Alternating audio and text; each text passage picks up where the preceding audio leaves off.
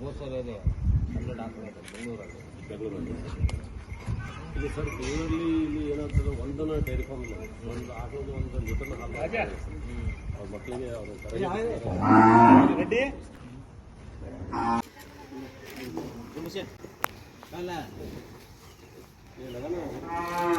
ಗೌತಮ್ ಶೆಟ್ಟಿ ಕಡೆ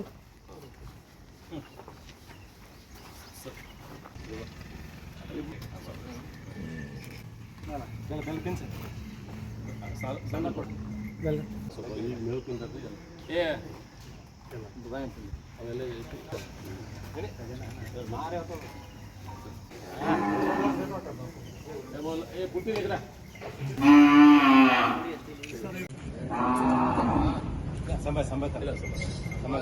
ಇಲ್ಲಿ ಏನಾಗ್ತದೆ ಒಂದನ್ನು ಡೈರಿ ಫಾರ್ಮ್ ಇಲ್ಲ, ಒಂದು ಗೋಮಾತಾ ಪ್ರತ್ಯಕ್ಷ ದೇವತಾ.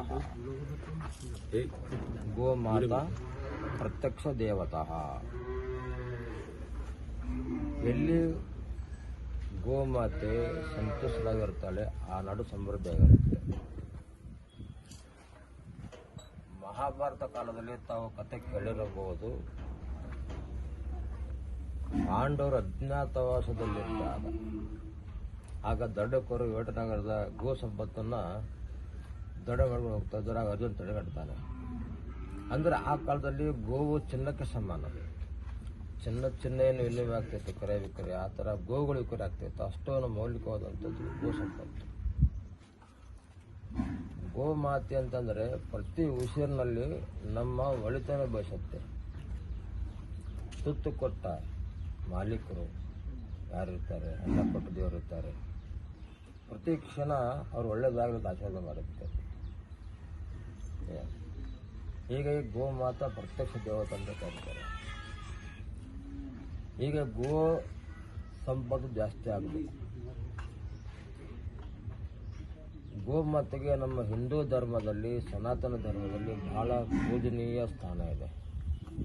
ಈಗ ನಾವು ದೇವರನ್ನು ಕಾಣ್ತೀವಿ ಅಂತಂದರೆ ನಾವು ದೇವಸ್ಥಾನದಲ್ಲಿ ನೋಡ್ತೇವೆ, ಆದರೆ ನಾವು ಮೂರ್ತಿ ರೂಪದಲ್ಲಿ ನೋಡ್ತೇವೆ. ಅದು ನಮ್ಮ ಕಣ್ಣಿಗೆ ಕಾಣಲ್ಲ ನಮಗೆ ಪ್ರತ್ಯಕ್ಷ. ಆದರೆ ಜೀವಂತ ದೇವರು ಅಂತ ಇದ್ದರೆ ನಮಗೆ ಕಣ್ಣಿಗೆ ಕಾಣ್ತಕ್ಕಂಥದ್ದು ಆ ದೇವರ ಚಲನವಲನ, ಉಸಿರಾಟ, ಅದರ ಭಾವನೆ, ಅದರ ಒಂದು ಕೂಗು, ಅಂಬ ಅಂತ ನಾವು ಕೂಗಿದೆಯಲ್ಲ, ಅದು ಜೀವಂತ ದೇವರು ನಮಗೆ ಗೋಮಾತಂದ್ರೆ.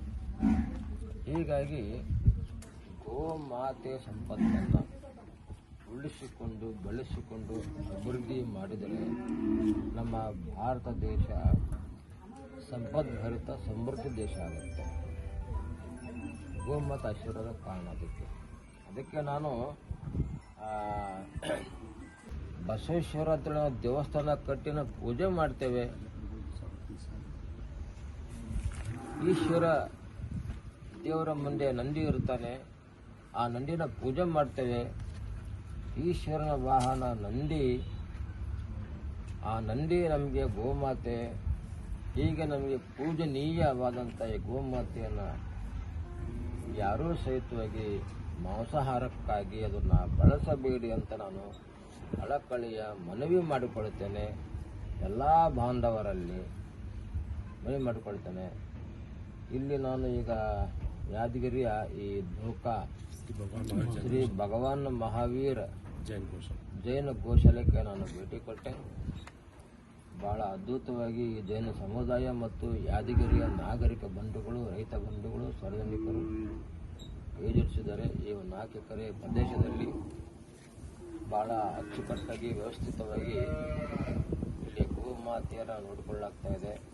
ಪ್ರತ್ಯೇಕವಾಗಿ ಇಡೀ ವರ್ಷಕ್ಕೆ ಬೇಕಾಗುವಷ್ಟು ಮೇವಿನ ಸಂಗ್ರಹಣೆ, ಹಾಗೆ ಒಂದು 2 ಎಕರೆ ಪ್ರದೇಶದಲ್ಲಿ ಹುಲ್ಲನ್ನು ಬೆಳೆಸುವಂಥದ್ದು, ಹಾಗೆ ಕಟುಕರ ಕೈಯಿಂದ ಆಹಾರ ಮಾಡುವಂಥ ಗೋಮಾತೆ ಎತ್ತುಗಳನ್ನ ತಂದೆಯಲ್ಲಿ ಪಾಲನೆ ಪೋಷಣೆ ಮಾಡ್ತಕ್ಕಂಥದ್ದು ಬಹಳ ಒಂದು ದೇವರ ಕಾರ್ಯ, ಈಶ್ವರೀಯ ಕಾರ್ಯ. ದೇವತಾ ಕಾರ್ಯ. ಭಗವಾನ್ ಮಹಾವೀರ್ ಅವರು ಅತ್ಯಂತ ಸಂತೃಪ್ತಿಗೊಳಿಸ್ತಕ್ಕಂಥ ಒಂದು ಕಾರ್ಯವನ್ನು ನಮ್ಮ ಯಾದಗಿರಿಯ ನಾಗರಿಕ ಬಂಧುಗಳು, ಸಜ್ಜನ ಬಂಧುಗಳು, ಜೈನ ಸಮುದಾಯ